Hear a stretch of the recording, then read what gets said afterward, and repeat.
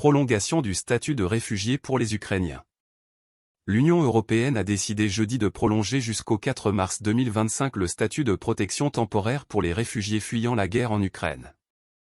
Ce système offre une protection immédiate et collective aux Ukrainiens déplacés, sans qu'il soit nécessaire d'examiner des demandes individuelles. Ce statut accorde aux réfugiés ukrainiens le droit à la résidence, à l'accès au logement et au marché du travail, à l'assistance médicale et sociale et à l'éducation des enfants dans les pays de l'Union européenne. Selon la commissaire européenne chargée des affaires intérieures, Ylva Johansson, environ 4 millions d'Ukrainiens bénéficient de ce statut à l'échelle de l'Union. Pologne, vaste trafic de visas Schengen. Après des révélations sur l'octroi de visas à des ressortissants étrangers facilités par des pots de vin, le gouvernement polonais se trouve dans la tourmente.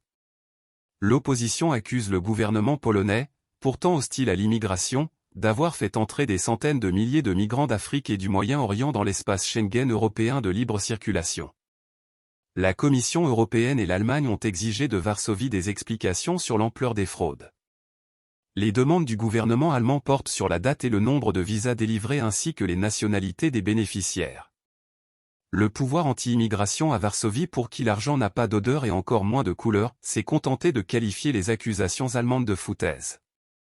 Les partis d'opposition polonais ont avancé le chiffre de 250 000 visas, délivrés moyennant des dessous de table qui se chiffrent à plusieurs millions d'euros. Le vice-ministre polonais aux Affaires étrangères, Piotr Wawzik, qui serait selon mes médias au cœur de cette affaire, a été démis de ses fonctions.